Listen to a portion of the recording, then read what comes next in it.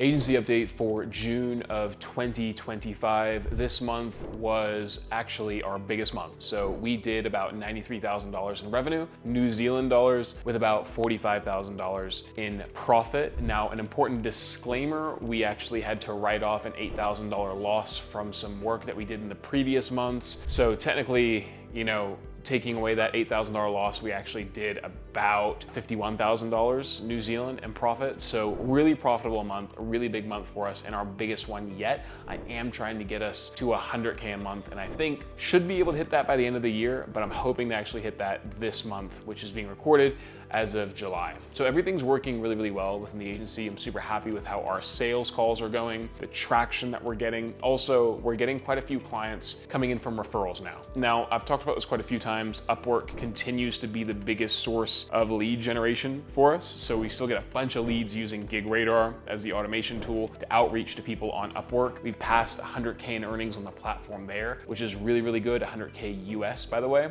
Consistently getting on about 2 to 3 calls a day from Upwork leads, which is really, really, really solid. We are not having any success whatsoever with our paid ad strategy. We recently hired a guy called Brad from Automation Links to help us with our lead generation, to build us out some funnels and run our ads, and it completely flopped. Didn't work at all, complete waste of money. I got on a call with the guy to see if there's a way that we can kind of resolve this, but basically he just said sorry and kind of let us go. So don't recommend using that service by any means. So Upwork's running really well. We still have our newsletter growing pretty consistently, and we still have pretty regular traffic coming from the newsletter in terms of booking calls from us. And we're also selling advertising to the newsletter too. That consistently brings in anywhere between $1,000 to $3,000 to $4,000 a month in revenue just from the newsletter. So that's a really nice little side hustle for us. Or we have just actually signed up with closers.io, and they're gonna help us basically rebuild our offer, rebuild the framework in which we approach our sales to see if we can start running ads again to get more people on sales calls. I recently tried reaching out to see if there were any speaking opportunities available just around the world, but it turns out all these speaking events that you can actually speak at, you have to pay just a bunch of money to actually get on.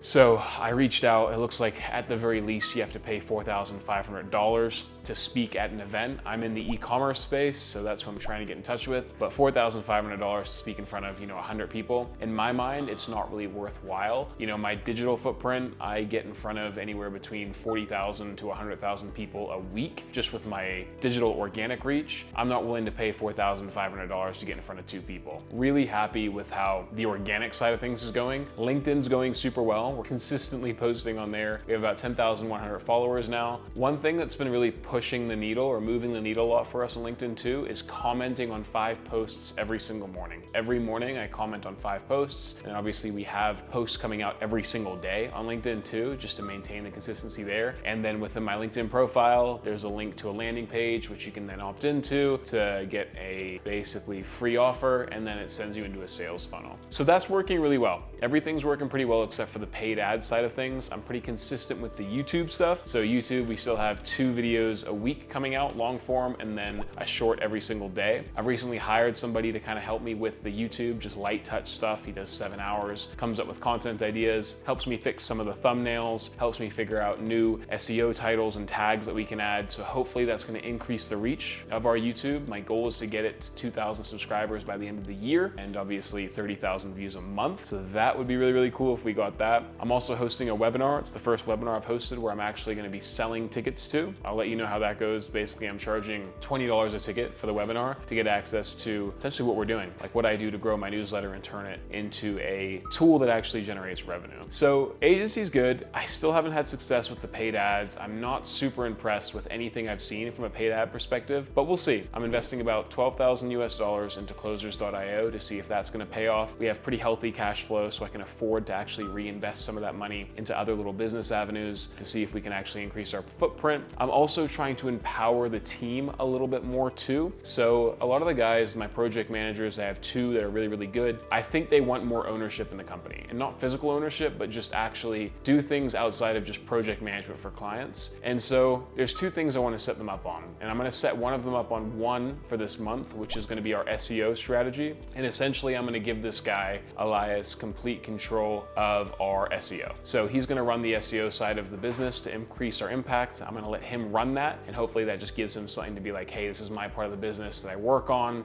I own this part, and I really want to see him run with that. The other side is I want to start running a podcast specifically focusing on email marketing, but I do need to get a system in place to outreach to people, and I want Kaio, my other project manager, to run that too. But just in terms of my capacity, I don't have time just yet to actually run these podcast interviews, so I'm going to wait until we go through our closers.io program, which is going to be a 3-month program, before we then look at bringing on the podcast angle of things. That's pretty much it, guys. So once again, full recap, about $93,000 in revenue this month and about $43,000 New Zealand in profit, 51 if you take away the loss that we had to deduct from the client that went bankrupt. To learn about that, you can see the previous month's update. But that's it. Once again, if you have any questions, just let me know. I make these videos really to document my own journey and just to share what I'm doing, what's happening, and give myself something to look back on, but also answer any potential hurdles that you guys might have. Thanks for watching, subscribe, and see you in the next one.